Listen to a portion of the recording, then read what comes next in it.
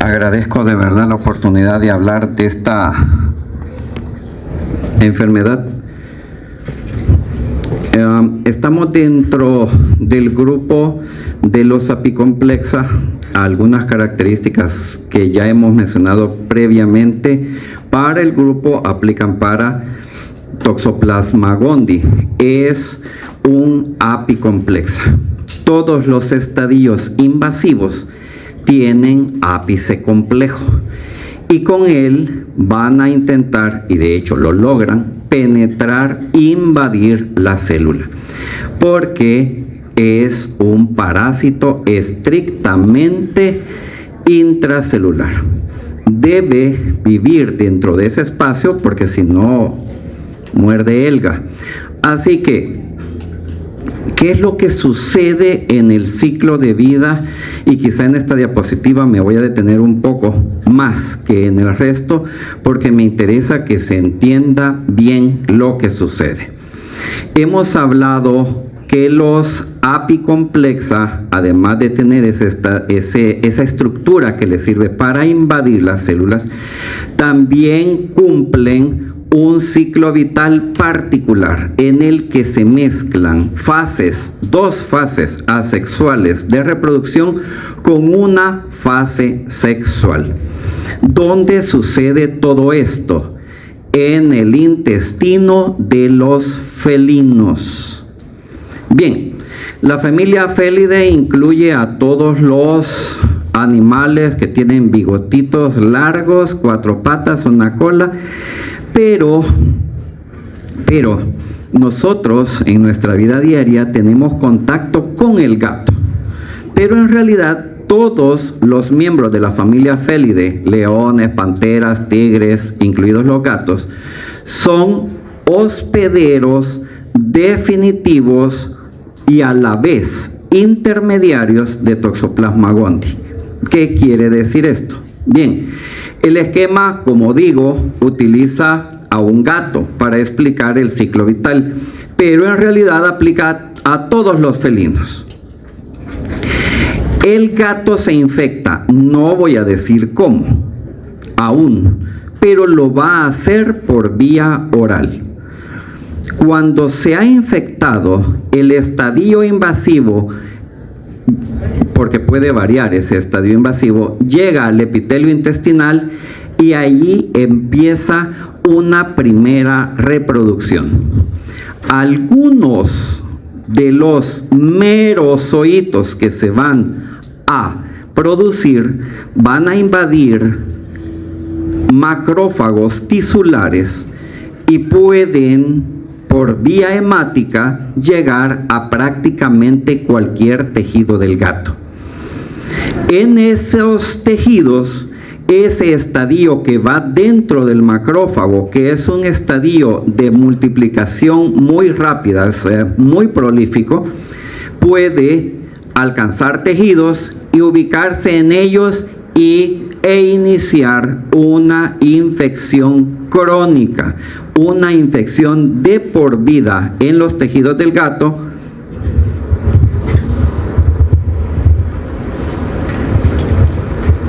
Insisto, me siento como en destino final debajo de estos ventiladores. Y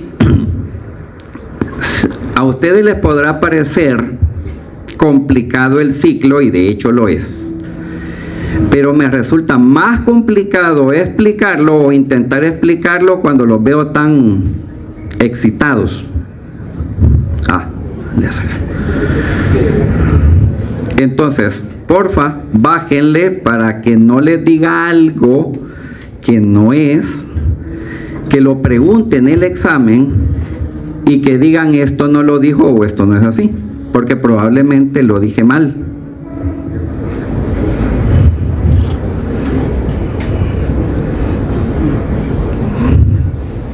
Vamos.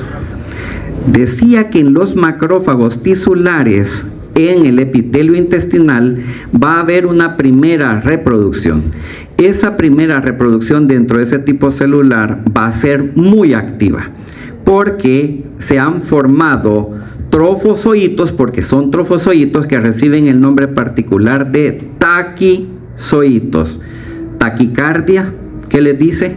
Bien, taquizoito habla o hace pretende dar la idea de que es un estadio de reproducción rápida. Estos van a quedarse ahí, pero quiero referirme primero a los que pueden alcanzar vía hemática y llegar a cualquier tejido, de preferencia músculo, sistema nervioso central. Ahí va a transformarse en otro trofozoito. Morfológicamente son idénticos, pero su fisiología es totalmente diferente. Va a entrar en un estado de latencia, de quiescencia, y va a formar entonces lo que se llaman quistes tisulares. Dentro de estos quistes tisulares van a haber formas de reproducción muy lenta, que se van a ir reproduciendo por endodiogenia. Cada célula va a irse dividiendo en dos y así sucesivamente, hasta formar eso que se llama quiste tisular. El quiste tisular puede ser tan pequeño como albergar 2 células o se ha calculado que mate 60.000. El tamaño va a ir en relación a eso.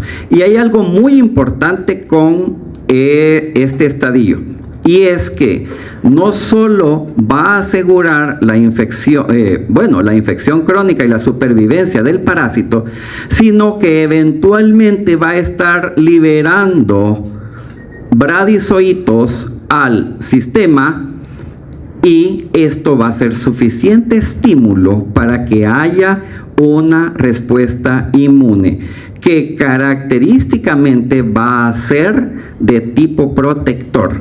Lo que quiere decir que ese gato nunca más se va a volver a infectar con toxoplasma, porque ya tiene la suficiente protección como para evitarlo. Volvamos entonces al epitelio intestinal. Recuerden lo anterior, por favor.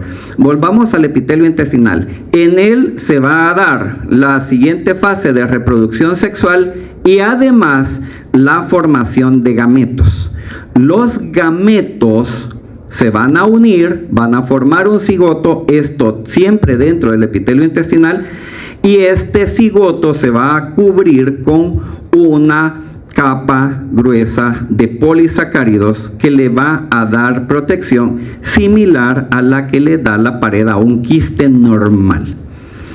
Estos van a constituir entonces los ooquistes. Los ooquistes siempre se van a eliminar inmaduros, lo que quiere decir, y de estas cosas se van a ir deduciendo las medidas de prevención, ¿ok?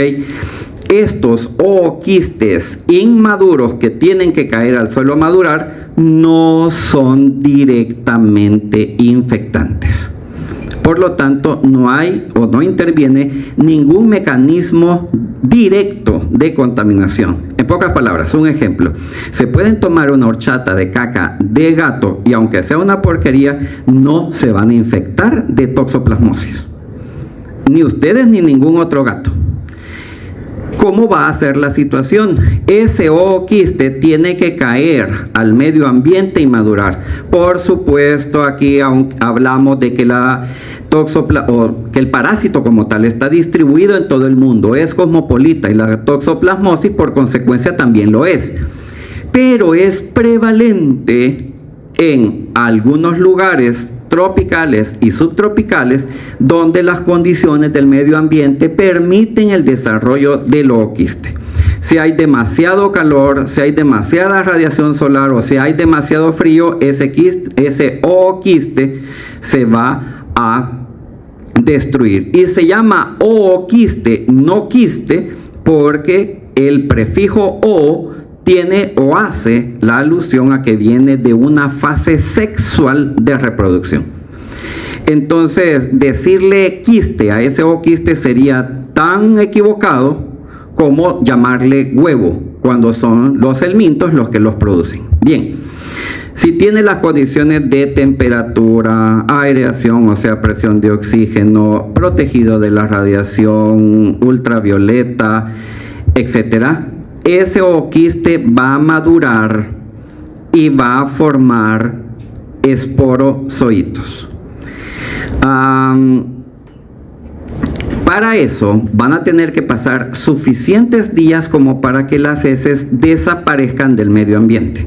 O sea, ya no nos vamos a contaminar. Si nos contaminamos con esos ooquistes, no nos vamos a contaminar con las heces del gato, sino con la tierra contaminada con los ooquistes maduros.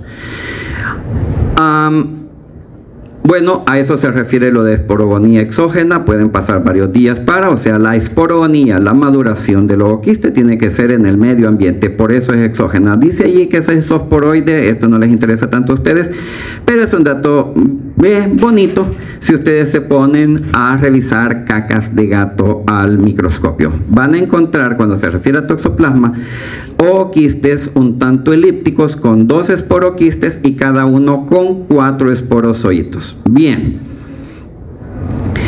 el periodo prepatente en cualquier enfermedad infecciosa se refiere al periodo desde que el individuo se infecta hasta que a su vez empieza a eliminar formas infectantes. El periodo patente se refiere al periodo que pasa o permanece eliminando formas infectantes. Entonces hay una gran diferencia entre lo que es el periodo prepatente y el patente.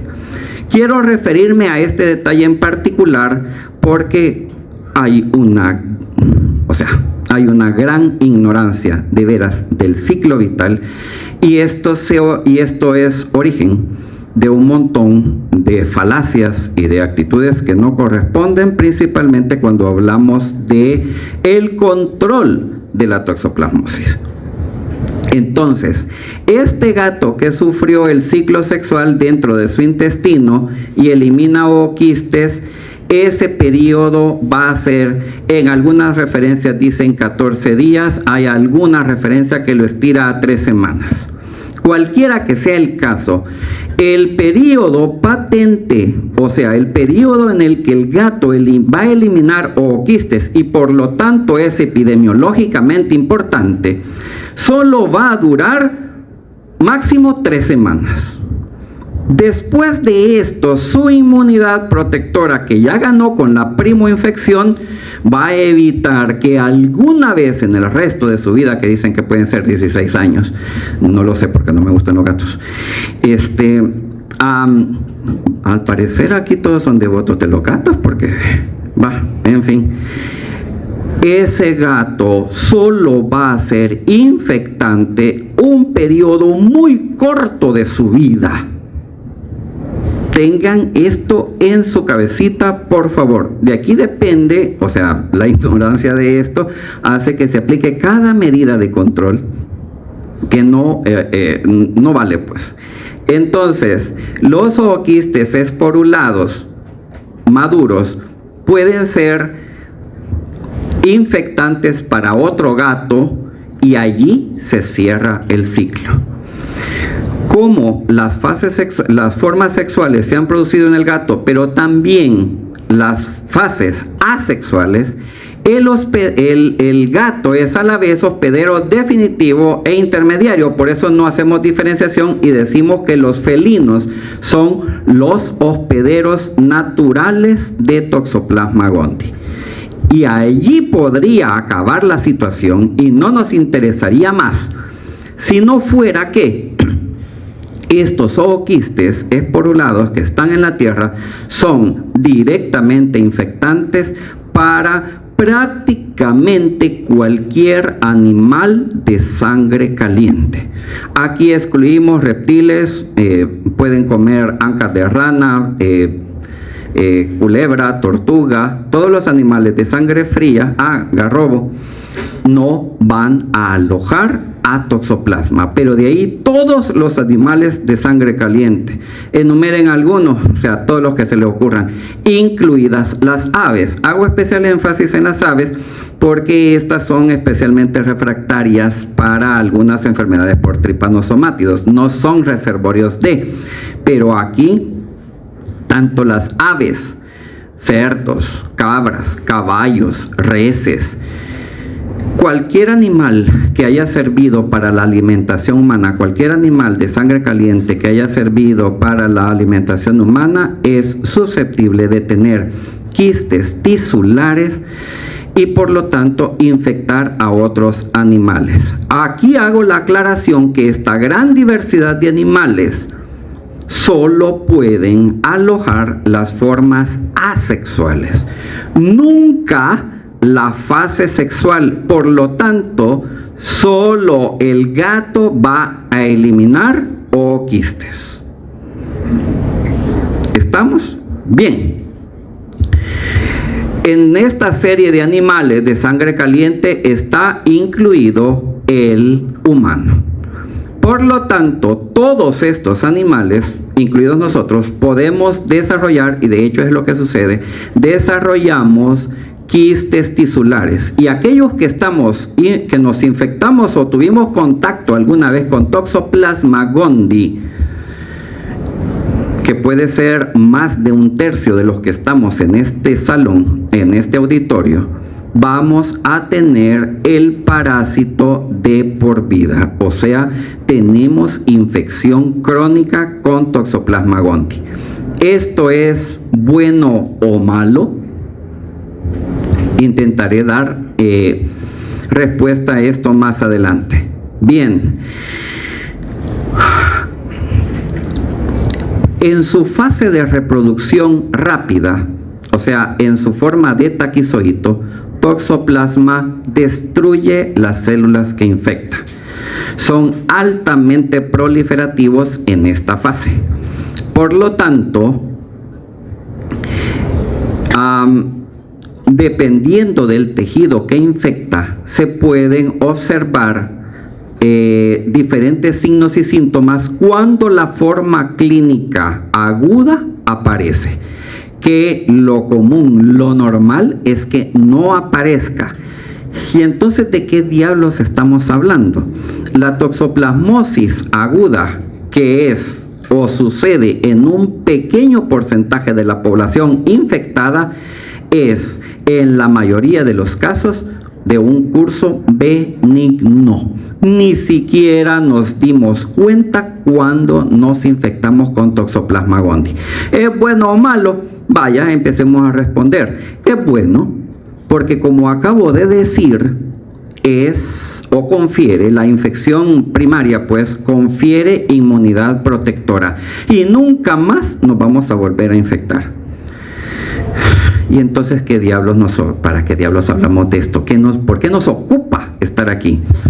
Porque no todo es color de rosa y hay una parte mala de toda esta situación. Recuerden este otro detalle, que los estadios de reproducción rápida, obvio, son altamente proliferativos y altamente destructivos de la célula que infecta. Y hay preferencia en el humano, por lo menos, de 3 tipos celulares en particular.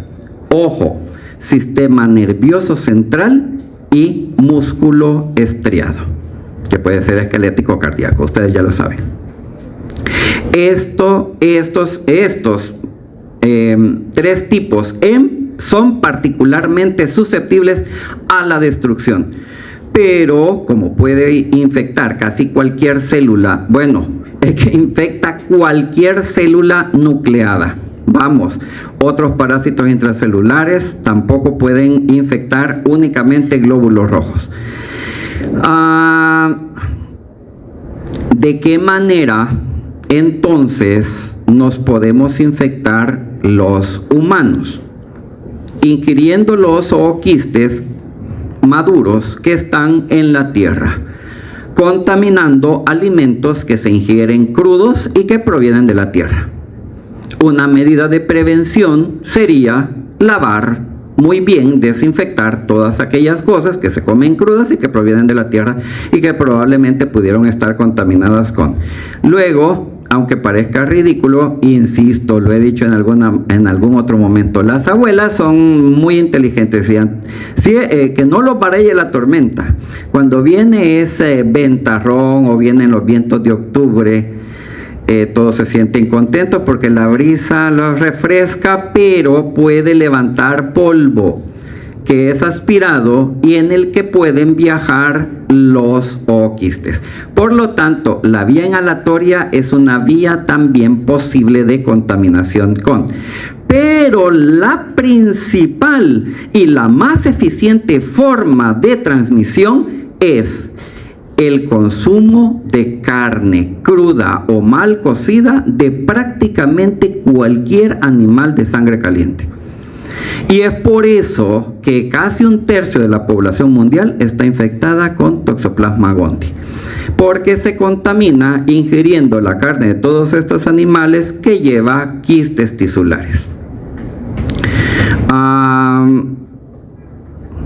Vayan al pollo campero y cuando agarran la pierna y todavía sale la changuaza esa rojita, pues bueno, bienvenidos a la toxoplasmosis. Puede ser. Ahora bien, hay formas de prevenir esto, las menciono más adelante. Solo un detallito, como hay muchos individuos de especies diferentes que pueden alojar al parásito, demasiadas diría yo, al Toxoplasma gondii, además de ser monoxeno porque puede cumplir todo su ciclo en solo el gato, también se le clasifica como eurixeno porque puede estar en diversos animales. Esto es más de lo mismo.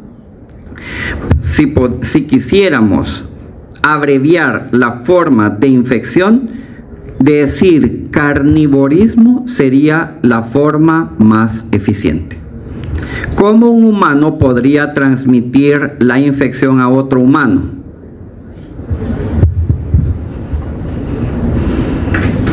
¿Cómo un humano podría transmitir la infección a otro humano? La única forma posible.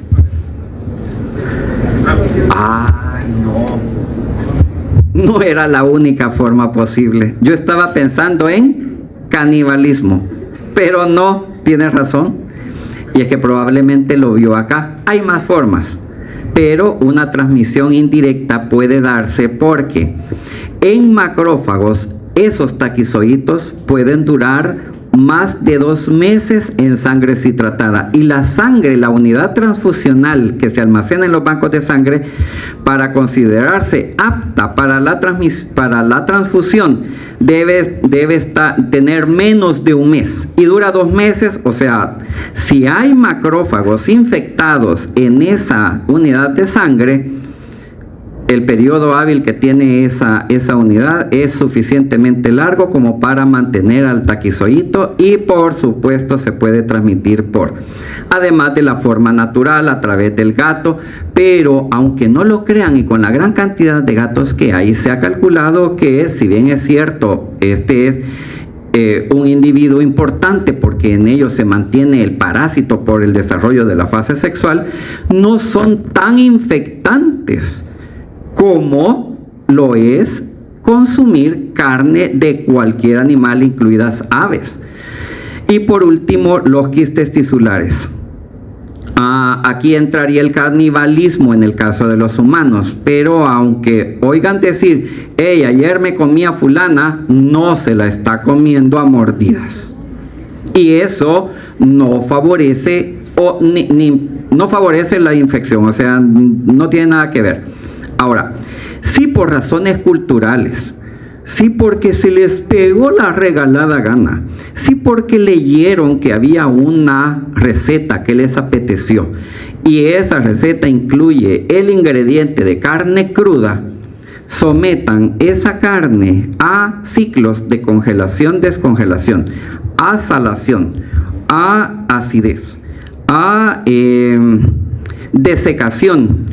Y esos ciclos serán, no digo que los combinen todos con un solo tipo estarían suficientemente previniendo la infección, porque el parásito es extremadamente sensible a esas circunstancias.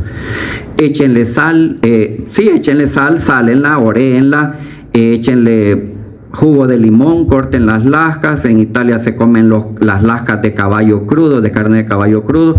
En San Vicente, en el desvío, se los comen también, solo que a ustedes les dan paja y les dicen que es otra cosa. Por eso no hay caballos ni chuchos en esa zona. También los perros alojan toxoplasma. Bien, Entonces, es fácil prevenir la infección a través del consumo adecuado de carnes, pero ¿realmente queremos prevenir la infección? Solo entonces, para hacer un resumen de las vías de transmisión: oral, por supuesto, inhalatoria ya la mencioné, transfusional, accidental en el laboratorio y vaya, vamos entrando en materia.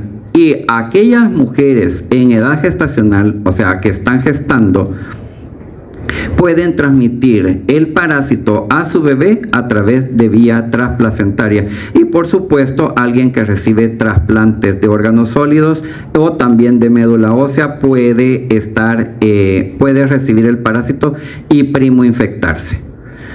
Esto es algo con respecto a la epidemiología. Algunos detalles ya los mencioné. Solo decir que hay una sola especie, Toxoplasma gondii, pero de estas se han identificado diferentes clonas. Aparentemente, las fases de reproducción sexual en los gatos, cuando se infectan con quistes de diferente origen, puede favorecer una combinación genética que origina clonas del parásito. Y es interesante mencionar esto porque estas clonas del parásito podrían estar relacionadas con la mayor o menor gravedad de los cuadros clínicos cuando estos llegan a ser manifestables. La enfermedad en realidad es benigna, pero el principal grupo de riesgo son ustedes, señoritas, señoras, creo que todas en edad de merecer y en edad para poder procrear. Y aunque la tasa de natalidad en el país vaya disminuyendo, no quiere decir que más de alguna de ustedes esté dispuesta porque su instinto maternal se lo dice. Vaya, ok, probablemente este no sea el momento, pero están pensando en tener hijos. Puntos suspensivos. Esto puede ser cualquiera de los estadios invasivos, que dicho sea de paso, son cualquiera de los que acabo de mencionar. Primero, los esporozoitos dentro del ooquiste, los taquizoitos dentro de los macrófagos en su fase aguda de replicación, los bradizoitos en los quistes tisulares. Todos estos tienen una morfología similar, pero y además el ápice complejo para poder penetrar. Ahora, como hay que mencionar los factores de patogenia, el primero que he de decir es la presencia del ápice complejo. Pero el ápice complejo no es solo una estructura, es más bien una combinación de cosas físicas con cosas químicas. Las químicas son proteínas que han sido producidas por 3 organelos: los gránulos densos, las róptrias y los micronemas. Las róptrias son todos estos sacos de color amarillo que se ven acá. Los micronemas y los gránulos densos, en el momento de entrar a la célula, se juntan hacia las róptrias, se unen a ellos, liberan sus proteínas y pueden así lograr cosas en la célula. Dentro de las proteínas que se producen hay una gran cantidad. Quizá no solo sería fuera de contenido, sino que también yo sería poco hábil para describirlas a todas. Y además, aunque es una enfermedad que se conoce desde hace mucho y la investigación con toxoplasma también, a través de biología molecular se han conocido muchos detalles que actualmente se conocen, participan en la patogenia, pero no se ha descubierto todo. Por lo tanto, esto es algo dinámico y nos vamos enterando con cada nueva publicación. Entonces, para hacer un poco más digerible toda esta cuestión de las proteínas que participan, están las MIC, en general producidas por los micronemas. Las ROP, aquellas producidas por las róptrias. y las GRA por los gránulos densos.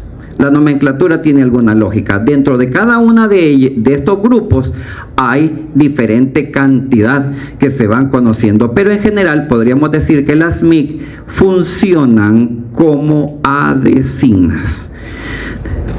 Ya saben, la fase de infección de una célula, etcétera. Lo primero es que tiene que haber adhesión y esto depende de un reconocimiento molecular. Las proteínas lo que hacen es habilitar al parásito para que reconozca contrapartes en la membrana y pueda pegarse.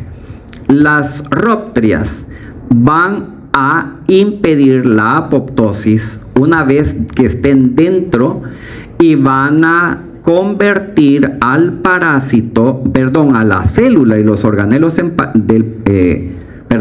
van a convertir a los organelos de la célula en súbditos del parásito para que trabajen ya no para la célula, sino para el parásito.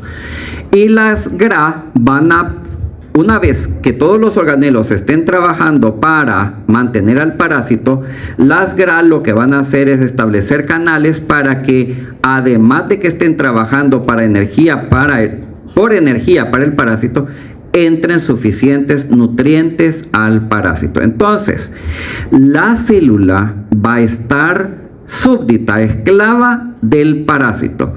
Cuando la proliferación sea tal del parásito, la célula se va a romper. Y estos estadios liberados van a tener capacidad invasiva para otra célula y el ciclo se va a repetir. Mientras más veces se repita este ciclo de destrucción, por supuesto, mayor va a ser el daño. Una de las cosas que sucede con esto, he tardado, en todo este periodo que he hablado, que yo digo que es corto, podrían haber sucedido quizá hasta millones de penetraciones a célula. ¿Por qué? Porque toda esta situación que se explica muy lento, sucede infinitamente muy rápido, en milisegundos. Cuando las proteínas han hecho lo suyo para expresarse en la superficie y estimular a la célula blanco para que lo capte, se forma una cosa bien curiosa y bien particular, que es la unión móvil. Se forma un anillo concéntrico de proteínas, tanto que forman parte del citoesqueleto de la célula como las producidas por el parásito, a manera de un zipper circular. Pero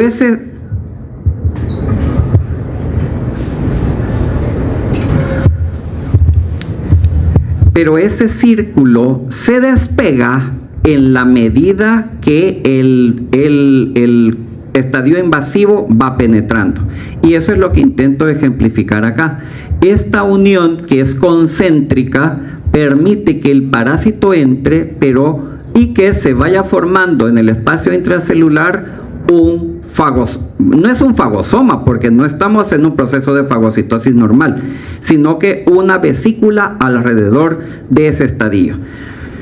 Esto es tan estrecho, está tan estrechamente unido a la membrana del parásito y se va despegando según va penetrando, que queda un espacio libre en el momento que va entrando. Cuando esto se ha completado, el parásito queda completamente dentro, sin unirse a la membrana formada, y el punto de ruptura, digamos así, se vuelve a cerrar y aquí no ha pasado nada. La integridad de la membrana celular no se daña. Una vez que está dentro de esa vesícula, el parásito secreta proteínas, dentro de ellas las GRA. Lo que hacen es modificar esta membrana. Ustedes saben que para que se dé la destrucción por parte de los fagolisosomas, el fagosoma tiene que convertirse primero en un fagolisosoma, o sea, se le tienen que pagar los lisosomas, pero esto no va a ser solo porque se me ocurrió. Los lisosomas reconocen receptores en esta membrana que le hacen pegarse. Pues con las proteínas de este señor por fuera, esos lisosomas nunca reconocen como extraño eso y por lo tanto no pasa nada. no va a haber acidificación del pH y de tal manera el parásito sobrevive. Además, va a empezar a formar redes que unen a los organelos, entre ellos mitocondrias y retículo endoplásmico rugoso, para trabajar y adquirir material para sintetizar nuevos individuos. Entonces, él se va a valer de todo lo que hay adentro para formar más individuos de su especie. Como un recurso para mantenerse sobre la superficie de la Tierra, pues vale. Pero en ciertas circunstancias esta situación se vuelve complicada. Esto es un macrófago infectado con formas del parásito. Tienen que ser taquizoitos, y digo tienen porque morfológicamente no los puedo diferenciar de otros. Si bien es, y voy a hacer una aclaración, por favor, señoras, señores, señoritas, caballeros, en general. Si bien es cierto el parásito en células como los macrófagos puede circular en sangre, esto es eventual. La sangre no es una muestra clínica adecuada para el diagnóstico. Esto es realmente bien circunstancial y sucede quién sabe en qué momento. Con lo que acabo de decir, espero tener suficiente base para referirme a la patología. Bien, la forma aguda es en la mayoría de los casos, casi el 100% de los casos, es asintomática. Cursa de tal manera benigna que ni nos dimos cuenta y nuestra vida continúa. Solo de un 10 al 20% va a desarrollar una fase que se conoce con el nombre de fase aguda y que va a imitar un síndrome gripal. Me dio gripe. ¿De verdad? ¿Y cuánto te duró? No, como un par de días o menos. Y no tomé nada, se me quitó. Eso fue su toxoplasmosis. Estamos hablando de individuos sanos, e inmunocompetentes. Ojo con eso. En algún porcentaje de esos que llegan a desarrollar la forma aguda, vamos a ver una forma clínica visible. Esa forma clínica visible va a ser, recuerden que el parásito le gusta entrar a ojo, puede producir un compromiso de la coroides con la esclerótica y esto producir una inflamación en el ojo. Va a ser lo que conocemos como retinocoroiditis. Bien, puede haber también la inflamación o compromiso. Aquí sí hay compromiso ganglionar, la inflamación de los ganglios que pueden ser cervicales. Podemos tener a ambos lados. De allí una serie de signos que no son patognomónicos de nada. Puede haber fiebre, mialgias porque el parásito probablemente haya alcanzado ya músculo, que es otro de los tejidos que prefiere. Hepatoesplenomegalia, faringitis, la uveitis que ya mencioné. Pueden haber resultados de laboratorio que los confundan un poco, porque también no son patognomónicos de nada, pero pueden ser indicadores de una enfermedad parasitaria. Dentro de ellos, una linfocitosis atípica que incluye, ojo, eosinofilia. La eosinofilia no es patognomónico de esto, pero puede hacerles pensar de una enfermedad parasitaria, aunque es difícil orientarse por cuál. Necesitamos más historia.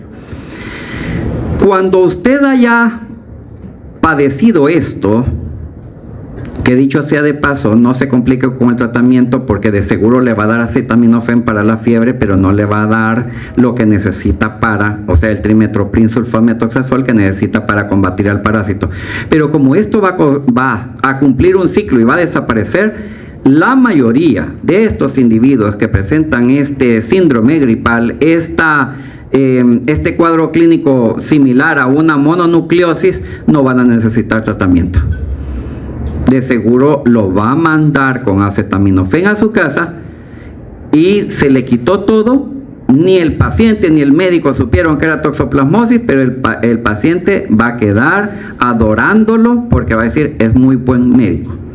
pero usted en realidad no supo de qué se trataba. ¿Hay necesidad de hacer diagnóstico diferencial? En esta etapa no podrían. O sea, semeja un montón de cosas. Ahora bien, las formas clásicas de la enfermedad. La primera, y quizá la más dramática y más importante, y contestando a la pregunta de que qué diablos es lo que nos mantiene sentados aquí, es esto, la forma congénita. El parásito,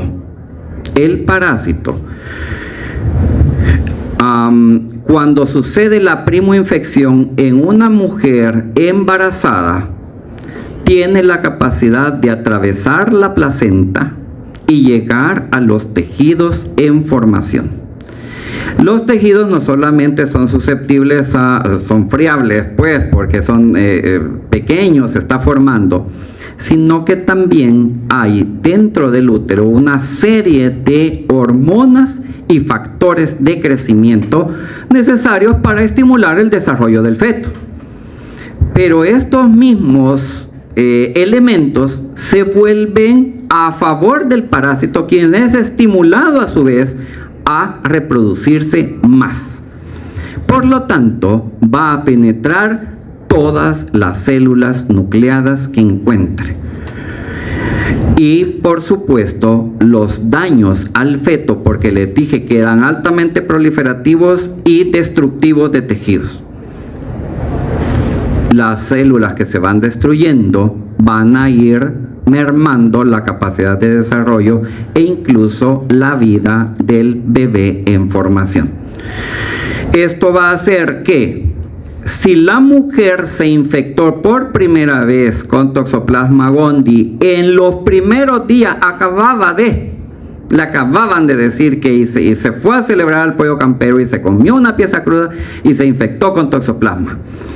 En esos primeros días, la lesión al bebé va a ser tan dramática que va a producir la muerte y por supuesto el óbito fetal. Lo que queda es, como reacción natural del cuerpo, el aborto espontáneo.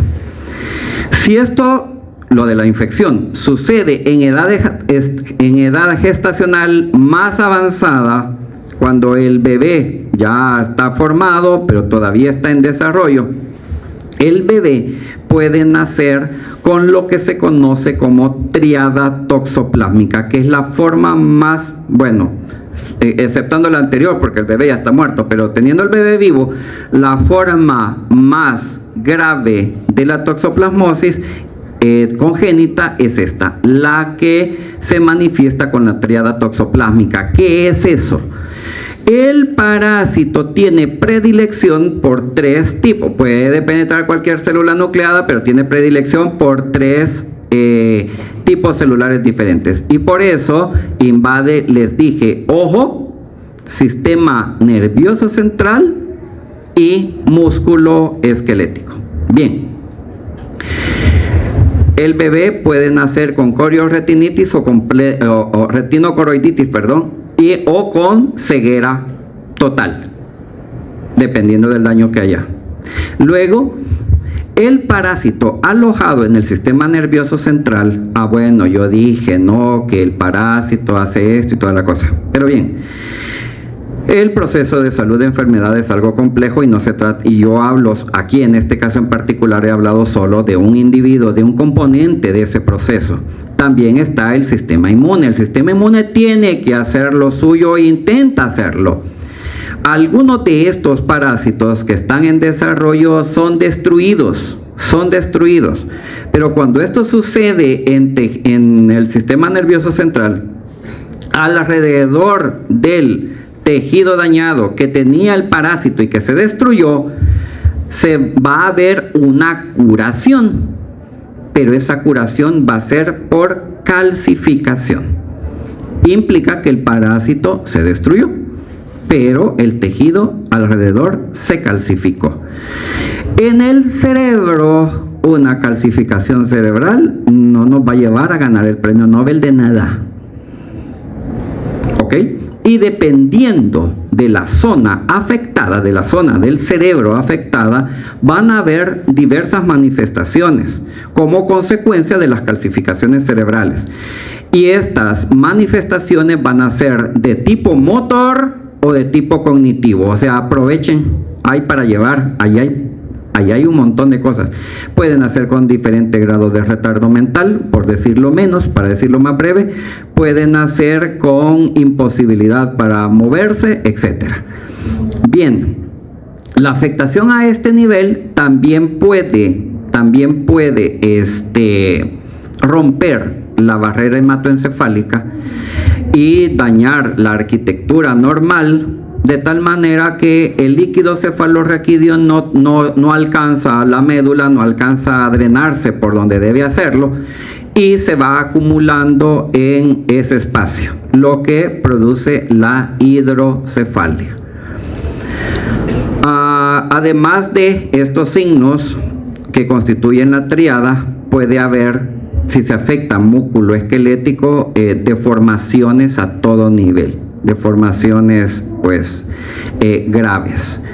Entonces, aquellos bebés que llegan a infectarse en fases muy avanzadas del embarazo pueden nacer en apariencia normales, pero nacen con toxoplasmosis congénita. Y las manifestaciones de esta enfermedad se van a empezar a ver posteriormente. El bebé, con el paso de los meses o incluso los años, puede darse cuenta que nació sordo, ciego, tarado,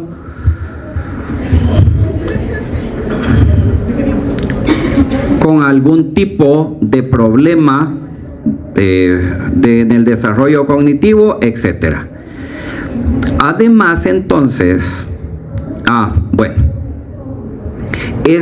bien, con lo que acabo de decir y con lo que está escrito ahí, quiero hacer como hincapié. Ahora estamos en el mes del cáncer de mama y se ha escuchado mucho de eso, pero no hay un mes ni un día en el año especial, cualquiera sirve para hacer hincapié en la toxoplasmosis congénita.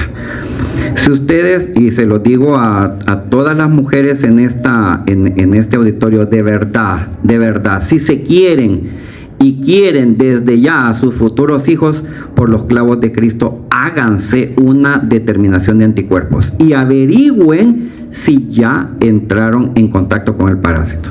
Si ya tienen inmunoglobulina G con antitoxoplasma gondii, si tienen un resultado positivo antitoxoplasma, quiero decir anti-IgG, antitoxoplasma, denle mecha.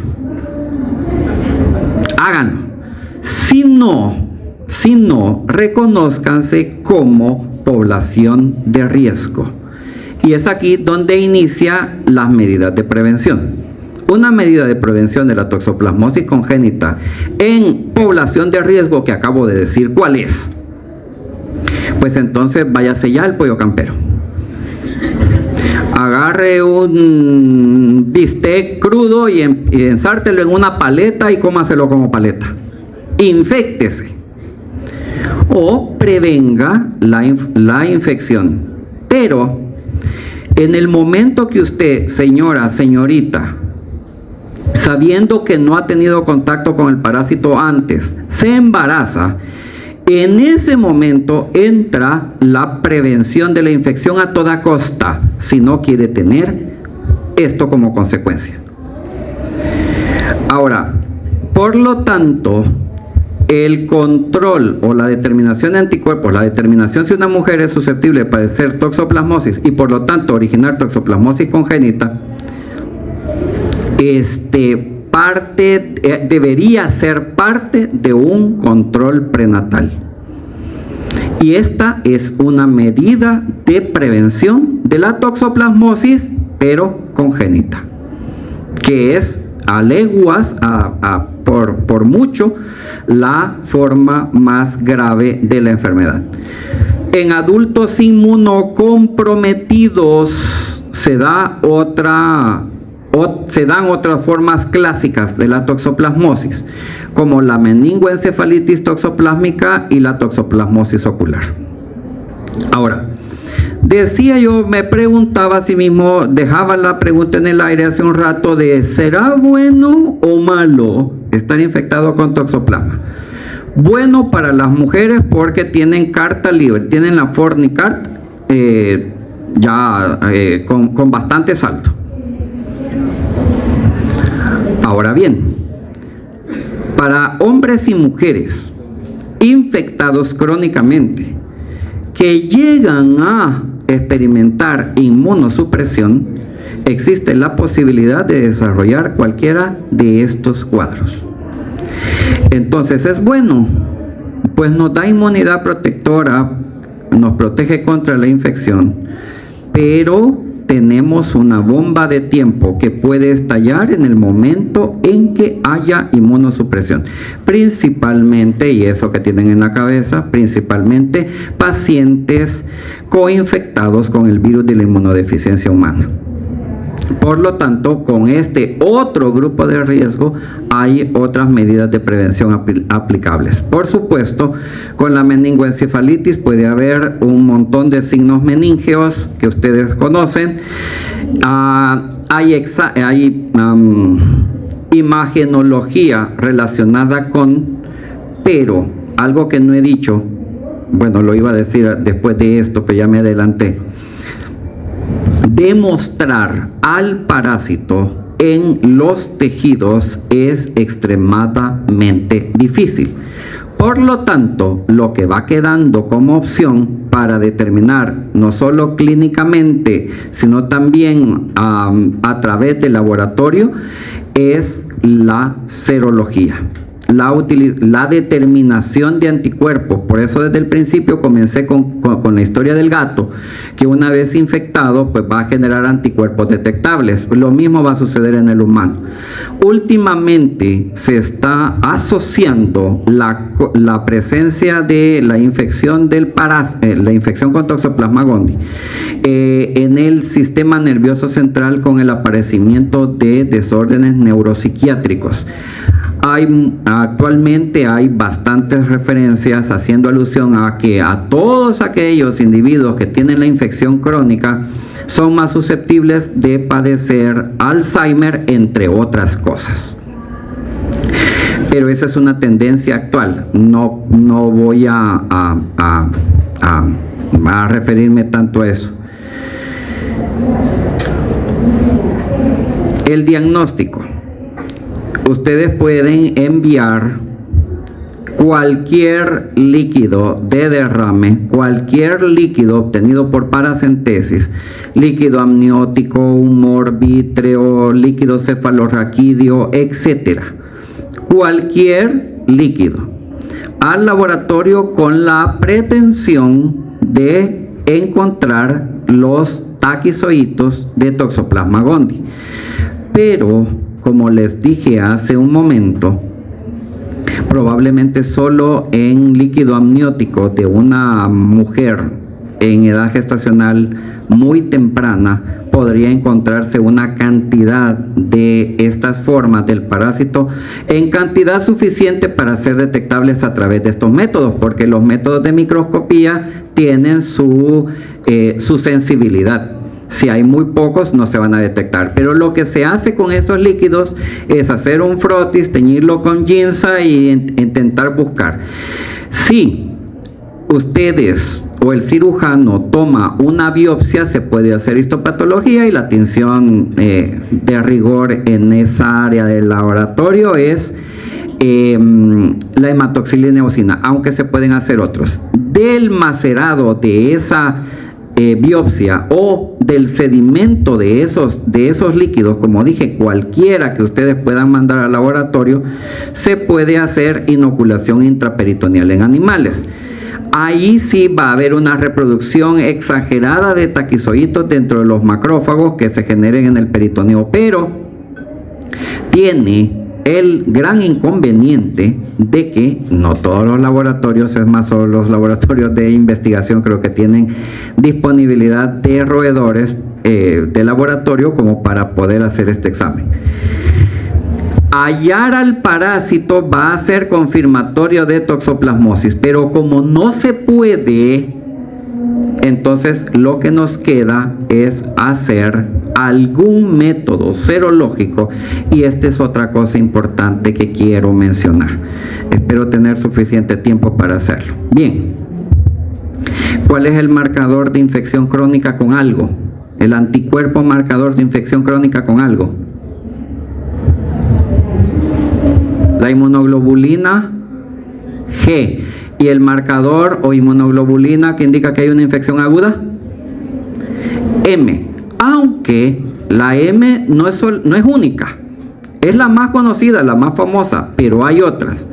Hay diferentes mezclas de anticuerpos que se generan contra los componentes externos del parásito, que son los inmediatos, los que se generan primero, pero hay otros componentes que se generan contra los componentes citosólicos, que sucede o empiezan a generarse cuando la respuesta inmune ya ha destruido algunos parásitos.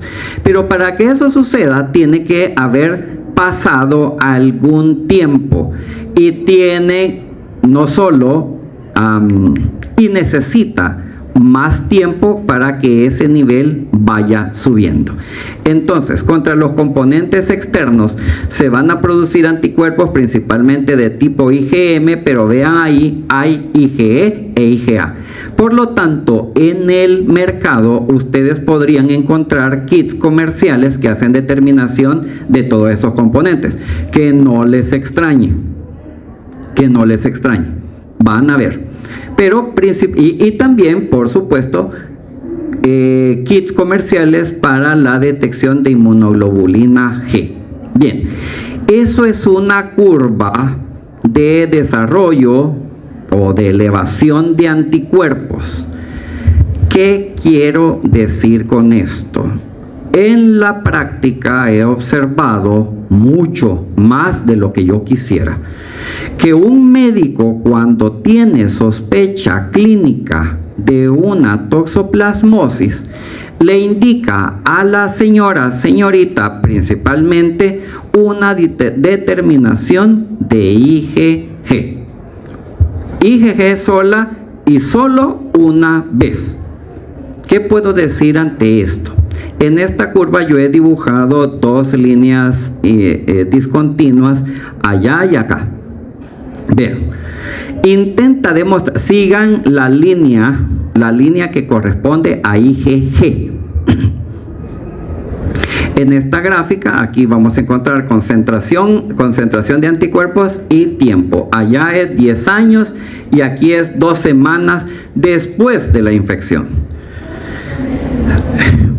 Como tengo poco tiempo, voy a intentar ir rápido. Fíjense, la línea donde se intercepta, la línea roja donde intercepta la curva de crecimiento, de disminución de la IgG, más o menos marcan lo mismo. O sea que si usted como médico le indica a esta señorita que se determine solo IgG y da 100 miligramos por decilitro o unidad internacional, dependiendo de lo que use el kit, en este punto, este valor va a ser numéricamente similar al de este otro. Pero determinado en este momento, 2 semanas después de la infección, lo más probable es que ese valor de IgG se relacione con toxoplasmosis aguda. Y este otro valor, similar en número, va a ser indicador de infección crónica. ¿Cómo diablos hace usted para diferenciar si los valores son numéricamente idénticos, parecidos? ¿Qué haría usted para determinar que está esa paciente en fase aguda o en infección crónica?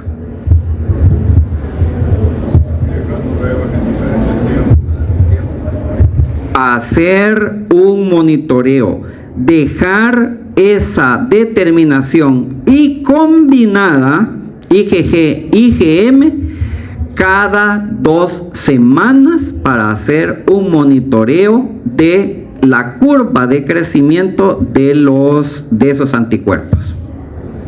Ahora bien, usted no va a poder decir que la paciente tiene toxoplasmosis con una sola determinación individual. Tiene que hacer un monitoreo de la paciente. Va a hacer la determinación de esos 2 anticuerpos principalmente en diferentes momentos y va a determinar cómo van modificándose.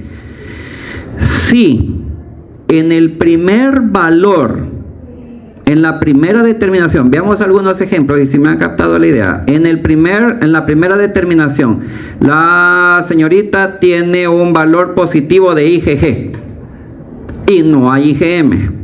Después de 2 meses de monitoreo, ese nivel de IgG se mantiene constante y no aparecen valores de IgM. ¿Qué dirían ustedes? ¿No? Es que no te oigo, fuerte. Tiene una infección crónica. ¿La pone en riesgo a ella o a su bebé esta condición?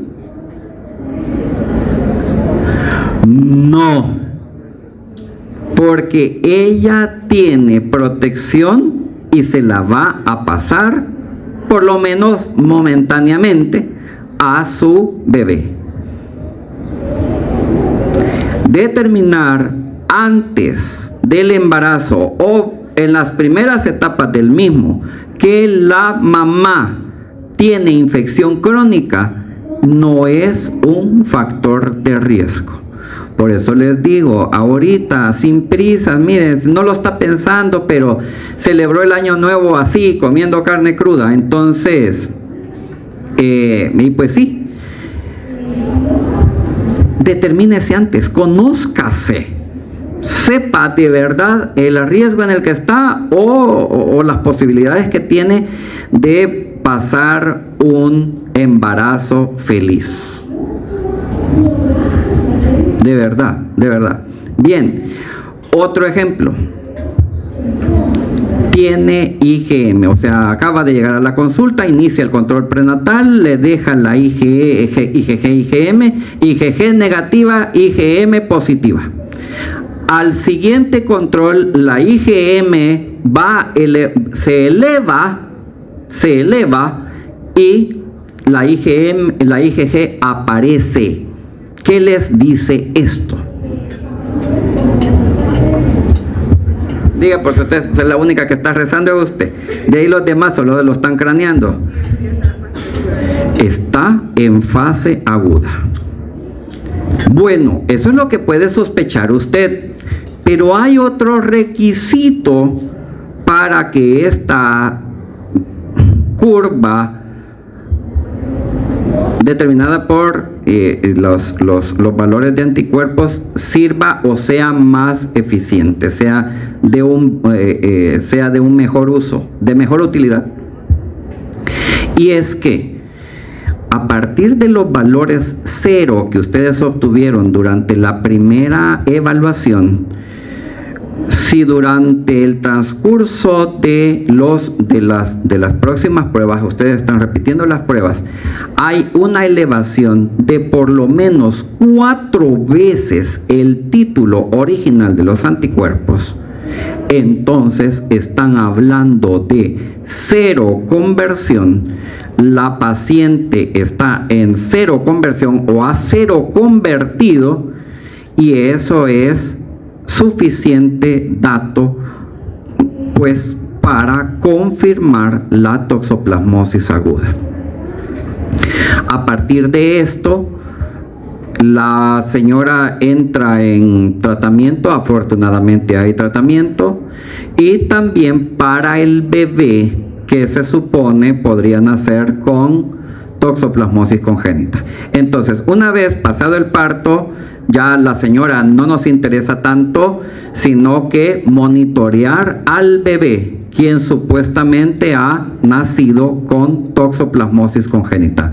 ¿De qué manera lo van a monitorear? Por supuesto, hay clínica, pero va a ser con también la determinación de anticuerpos.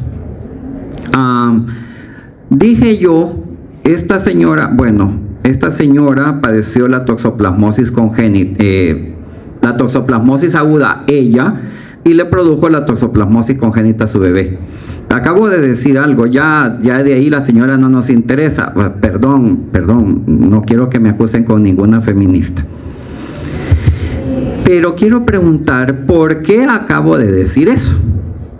¿Por qué la señora como tal, desde el punto de vista de la toxoplasmosis, entre comillas, ya no nos interesa?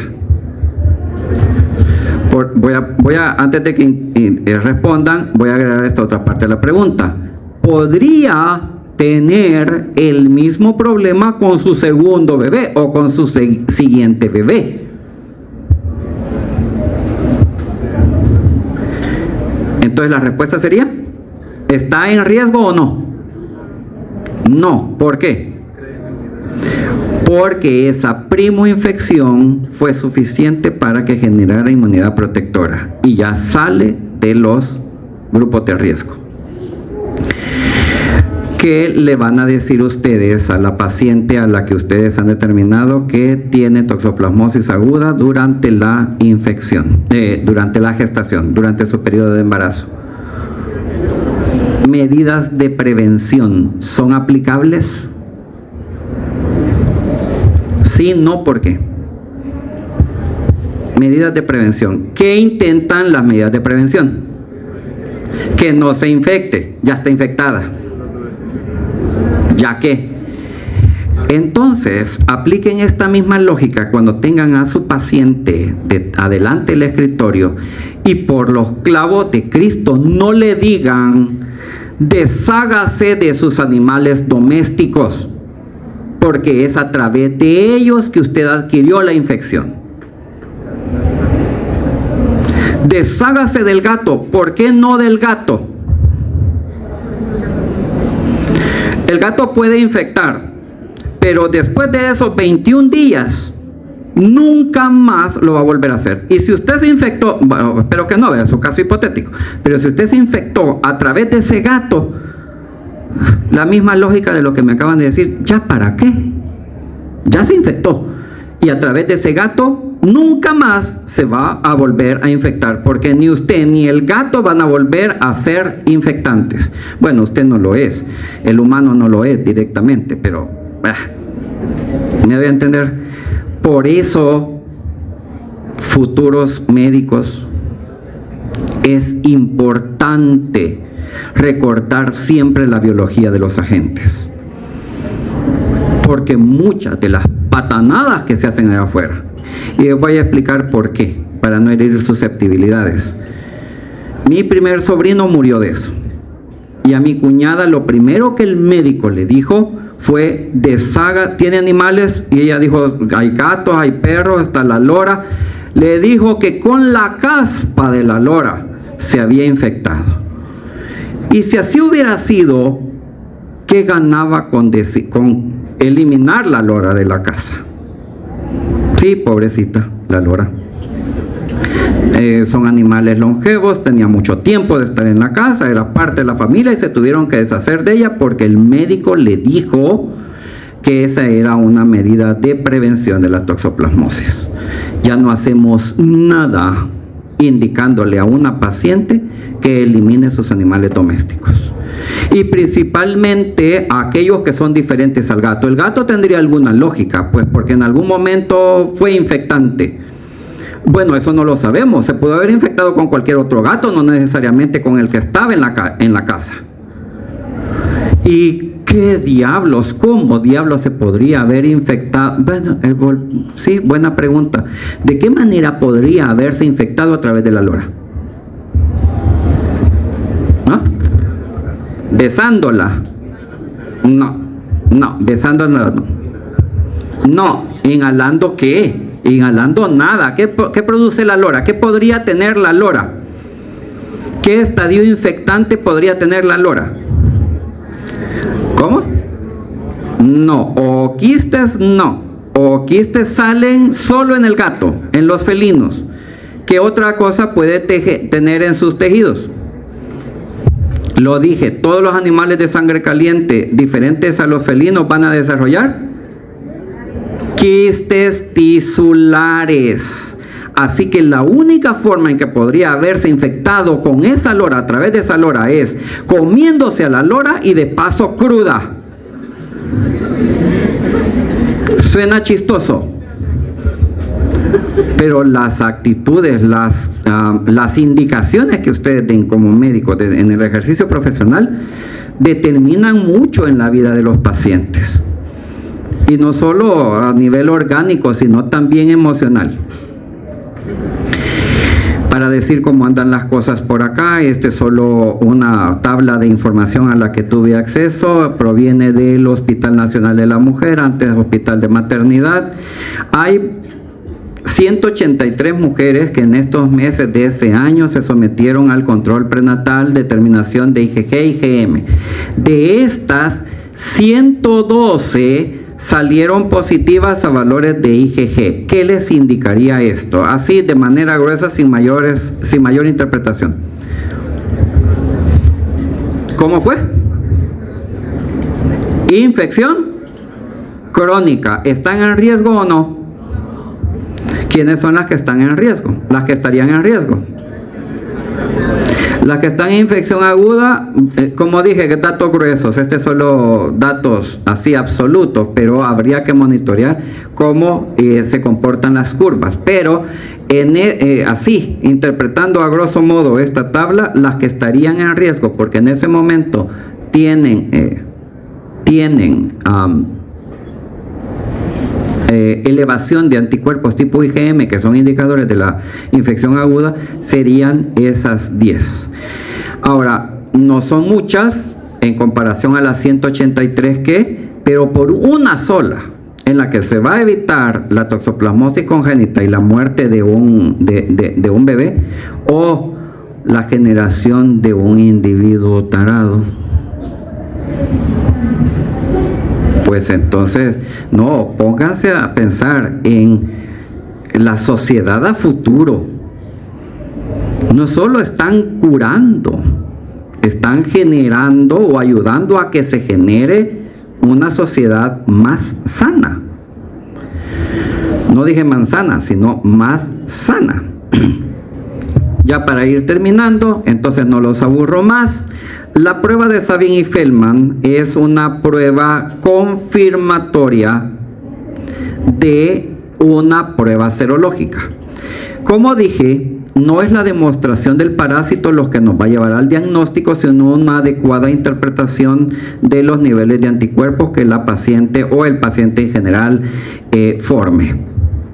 Pero como hay tantos kits comerciales y tantas casas que los producen, tantos que no he hablado de un valor que sirva como un valor de corte, sino que les he dicho que haya una elevación hasta el punto que se considere seroconvertida. Pero no les he dicho un valor. ¿Por qué? Porque esos valores de corte, dependiendo del kit que se utilice y de la casa comercial que los produzca, son diferentes. Algunos se expresan en miligramos, otros se expresan en unidades internacionales, y esto confunde la interpretación. Para la interpretación, y deberían de apuntarlo por allí porque realmente en la práctica es muy importante, deberían recordarle a los laboratorios, si ustedes están trabajando en el control prenatal, por supuesto, o también con inmunodeprimidos, deberían indicarles que siempre realicen el monitoreo de esa paciente A con el mismo kit mientras dure la repetición de las pruebas en su monitoreo. O de manera general, que siempre utilicen el reactivo de la misma casa comercial. No porque sea la mejor, no porque sea la más barata o la más cara, sino porque va a dar uniformidad en los datos y va a ser más fácil la interpretación. Si un kit comercial tiene un valor de corte más alto y a una paciente ¿cómo se llama? En la prueba 0 le determinan, qué sé yo, 50 unidades internacionales, pero cambian a la segunda prueba de casa comercial y esa tiene un valor más alto, que es de 100. Entonces viene y ella tiene valores de IgG basales de 50 aquí, de 50 aquí, pero como cambiaron y el valor de corte de este es más alto, puede que el valor que esta prueba me dé diga 100, cuando en términos prácticos es el mismo valor. Lo que cambia es el sistema de lectura, por eso el sistema de lectura no tendría que cambiarse. Vaya, para evitar todo este relajo, lo que se tendría que hacer como prueba confirmatoria y gol estándar es la prueba de Sabin y Feldman. Esta rápidamente lo que utiliza es taquizoitos obtenidos del peritoneo de roedores. Estos se ponen sobre sobre lámina portaobjetos haciendo diluciones y se tienen las diluciones de los fulanos secos y por supuesto muertos en las láminas. La muestra de la paciente se procesa y se hacen diluciones y se les van poniendo encima. Bien, un suero de una paciente positiva a Toxoplasma gondii va a tener anticuerpos contra el parásito. Esos anticuerpos van a reconocer el parásito en la lámina y se van a pegar ahí. Cuando se peguen, van a bloquear los receptores para cualquier otra cosa.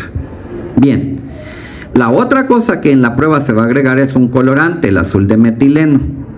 Todos aquellos taquizoitos que fueron cubiertos con los anticuerpos que estaban en la muestra van a impedir que el taquizoito se tiña, porque todos los sitios donde se podía pegar el colorante van a estar ocupados. Entonces una prueba positiva va a ser determinada por la incolorabilidad, por decirlo de alguna manera, por la imposibilidad de que los taquizoitos se tiñan. Todos aquellos teñidos van a ser negativos y los que no estén teñidos van a ser positivos. Y como dije, se hace una titulación, se hace una dilución seriada y con esa dilución seriada se determina hasta dónde llega la positividad cuando hay. Eso es determinar el título serológico. Entonces, la prueba de Sabin y Feldman nos ayuda a determinar el título serológico y esta es de aplicación universal independiente del kit comercial que se haya utilizado. Y contra esta prueba se deberían de comprobar o de corroborar todos los datos obtenidos por algún kit comercial de una casa comercial X. Ahora, por supuesto, esto es muy impráctico, muy difícil, porque para comenzar se necesitan ratones vivos y en condiciones adecuadas para que la prueba se pueda desarrollar. Actualmente hay pruebas, y estas son las que se realizan en el hospital de maternidad. Hay un sistema de prueba, quiero decir, utilizan la quimioluminiscencia para hacer las determinaciones y están muy avanzados, no solo en la sensibilidad, sino que en la especificidad también. No hay reacciones cruzadas y lo que quiero decir, no hay excusa para no entrar en la evaluación. O sea, indicarle esto a una mujer en edad gestacional que entra en los grupos de riesgo, pues es humano, es moral, es cuestión de justicia. Protocolos para el diagnóstico, en el caso de aquello, aquí es resumido los 3 grupos de riesgo, bueno, 2 grupos de riesgo, estos son los posibles, pero en inmunocompetentes no hay más que hacer, no hay que dar tratamiento, lo dije, no hay que dar tratamiento para esto, pero en inmunosuprimidos y en mujeres en edad gestacional que saben que no han tenido contacto previo, pues es importante. Y ya para terminar, un algoritmo que espero podérselos entregar, bueno, es de acceso libre en internet, lo pueden buscar, pero es una guía que está siendo muy utilizada. Abarca ese momento previo en el que usted usted se conoce porque se ha hecho sus exámenes y sabe que es población de riesgo o no. La verdadera prevención en una mujer embarazada comienza cuando si está en condiciones de riesgo, se evita a toda costa la infección con, aquí viene a evitar carnes crudas, lavar y desinfectar verduras y vegetales que se comen crudos y que pudieran haber estado en contacto con la tierra, etcétera, etcétera. Pero si se llega a determinar también que hay una toxoplasmosis aguda en el periodo gestacional, inicia el control, que es el tratamiento a la mujer y al bebé cuando éste haya nacido. O sea, hay un control, y todo esto es posible porque han hecho una adecuada interpretación de la curva serológica. Medidas de control, no se requiere el resumen de lo que acabo de decir, pero en la toxoplasmosis aguda debe darse este tratamiento porque no hay vacunas. Lo que queda como control es dar el tratamiento adecuado, y el tratamiento adecuado pasa por el hecho de hacer un adecuado diagnóstico. Bueno, les agradezco, no a todos, pero les agradezco su atención.